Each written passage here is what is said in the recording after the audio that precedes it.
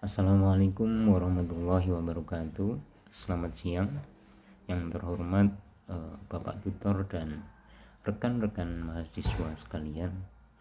Salam sejahtera untuk kita semua. Perkenalkan, nama saya Teguh Triyono dengan nomor induk mahasiswa 045155008. Saya dari Prodi Pendidikan Pancasila dan Kewarganegaraan. Pada kesempatan kali ini saya ingin mengajak rekan-rekan sekalian menelusuri akar dari segala ilmu pengetahuan melalui topik peran ontologi, epistemologi, dan aksiologi dalam membentuk dasar-dasar filsafat ilmu. Juga guna untuk melengkapi tugas 1 mata kuliah filsafat ilmu. Nah, mungkin kita pernah bertanya-tanya, apa sih yang sebenarnya membedakan antara pengetahuan biasa yang kita dengar sehari-hari dengan ilmu pengetahuan yang bersifat resmi? Mengapa sebuah temuan harus diuji berulang kali, dan pada akhirnya untuk apa semua ilmu itu diciptakan? Nah, dari jawaban atas pertanyaan-pertanyaan besar tersebut tidak bisa ditemukan hanya di permukaan saja, melainkan tersimpan rapat dalam 3 pilar yang akan kita bedah satu persatu secara ringkas namun tetap analitis. Nah, untuk pilar yang pertama yang mendasari lahirnya sebuah ilmu pengetahuan adalah ontologi. Jika kita bedah secara bahasa, istilah ini berasal dari kata ontos yang berarti ada dan logos yang berarti ilmu. Secara sederhana, ontologi adalah gerbang awal yang menuntut kita untuk menjawab satu pertanyaan mendasar. Apa sih sebenarnya yang sedang kita teliti? Disinilah para ilmuwan menetapkan hakikat realitas dari objek kajian mereka, agar mereka memiliki landasan yang kuat tentang apa yang mereka anggap sebagai sesuatu hal yang nyata. Dalam praktiknya, ontologi berfungsi sebagai pembuat batasan atau sebuah pagar wilayah kajian.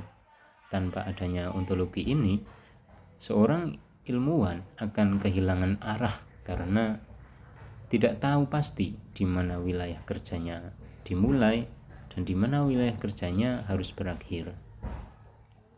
Ontologi membantu kita membedakan apakah sebuah ilmu sedang membedah hal-hal yang bersifat fisik dan material, seperti biologi yang meneliti sel atau fisika yang mengkaji energi, ataukah sedang menyelami hal-hal yang bersifat abstrak seperti dinamika sosial dalam masyarakat atau gejolak psikologis di dalam pikiran manusia. Nah, secara analitis, peran ontologi sangatlah krusial karena ia menjadi kompas bagi seluruh perjalanan ilmiah. Ia memberikan kepastian tentang wujud dari objek yang diteliti. Ibaratkan sebuah peta, ontologi memastikan bahwa seorang peneliti tidak akan tersesat. Ia tahu betul apa yang ia cari dan di mana ia harus mencarinya. Tanpa batasan ontologis yang jelas, ilmu pengetahuan hanya akan menjadi kumpulan informasi yang simpang siur tanpa identitas yang pasti. Nah, setelah kita menentukan apa yang kita pelajari di ontologi tadi, sekarang saatnya kita bergerak ke pilar yang kedua yang tak kalah seru, yaitu epistemologi. Kalau ontologi tadi adalah soal apa, maka epistemologi adalah soal bagaimana. Bayangkan, epistemologi adalah sebuah mesin atau proses produksi. Disinilah kita mulai bertanya, bagaimana cara kita mendapatkan pengetahuan tersebut. Apakah kita harus turun ke lapangan untuk mengandalkan panca indera lewat pengamatan yang kita sebut sebagai empirisme, atau cukup duduk tenang dan menggunakan kekuatan logika serta penalaran yang dikenal sebagai rasionalisme? Namun epistemologi bukan cuma soal cara mencari, tapi juga soal pembuktian. Disinilah kebenaran diuji secara ketat. Epistemologi bertanya, bagaimana kita bisa yakin kalau ilmu ini benar dan bukan cuma perasaan atau mitos belaka? Pada singkatnya, epistemologi adalah filter ilmiah. Ia memastikan bahwa setiap informasi yang kita terima telah melewati metode yang sistematis dan struktur. Tanpa pilar ini, pengetahuan kita hanyalah kumpulan asumsi. Tapi dengan epistemologi, pengetahuan tersebut berubah menjadi kebenaran yang solid dan dapat dipertanggungjawabkan secara akademik.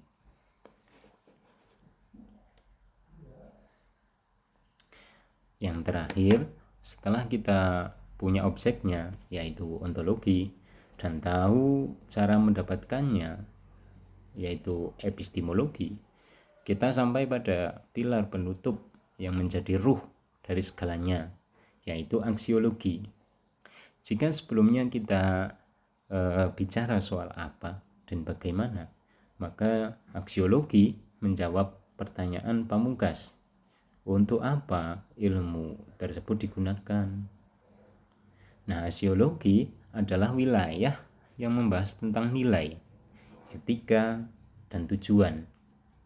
Di sini kita sadar bahwa ilmu pengetahuan itu tidak pernah bebas nilai atau dingin begitu saja. Justru aksiologi hadir sebagai kompas moral bagi setiap ilmuwan.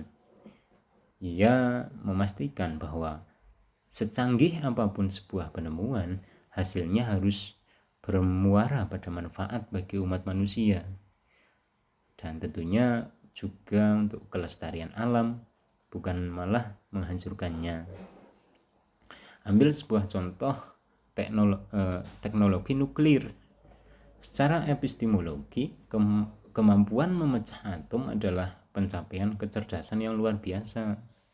Namun di titik inilah aksiologi memegang kendali untuk menentukan arahnya. Apabila ilmu ini akan digunakan sebagai sumber energi yang menerangi peradaban, atau justru dirakit menjadi senjata pemusnah massal. Inilah mengapa aksiologi sangat krusial. Ia adalah pengingat bahwa ilmu tanpa etika hanya akan menjadi kekuatan yang membabi buta. Melalui aksiologi inilah ilmu pengetahuan mendapatkan sisi kemanusiaannya. Nah, untuk kesimpulannya, dari ketiga pilar ini, dari ontologi, epistemologi, dan aksiologi, bukanlah bagian yang terpisah, melainkan satu kesatuan yang membentuk landasan kokoh bagi peradaban manusia. Hubungan ketiganya ibarat sebuah rantai yang tidak boleh terputus. Bayangkan jika salah satu pilar ini hilang, tanpa ontologi, ilmu pengetahuan akan hilang objeknya. Ia akan mengambang tanpa arah karena tidak tahu apa yang sebenarnya sedang diteliti. Kemudian tanpa epistemologi, ilmu tersebut tidak akan memiliki dasar sebenarnya. Ilmu tanpa epistemologi, ilmu tersebut tidak akan memiliki dasar kebenaran. Ia hanya akan menjadi kumpulan asumsi atau mitos yang tidak bisa dipertanggungjawabkan secara ilmiah. Nah, namun yang paling krusial adalah pilar terakhir. Tanpa aksiologi, ilmu pengetahuan hanya akan menjadi kekuatan yang buta. Sepintar apapun manusia, Jika ilmunya tidak dipandu oleh etika dan tujuan yang mulia, ilmu tersebut justru bisa menjadi senjata berbahaya yang mengancam kehidupan. Jadi ilmu pengetahuan yang sejati bukan hanya tentang mencari tahu apa yang ada dan bagaimana cara kerjanya, tapi juga tentang memastikan bahwa setiap penemuan tersebut membawa kebaikan dan manfaat bagi dunia kita.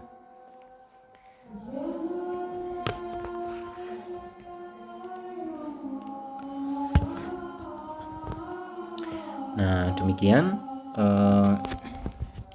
presentasi singkat saya mengenai peran ontologi, epistemologi, dan aksiologi dalam filsafat ilmu.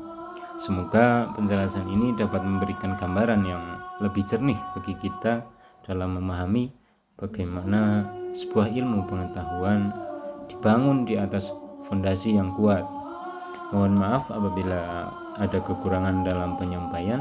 Terima kasih banyak atas perhatiannya dan selamat siang. Wassalamualaikum warahmatullahi wabarakatuh.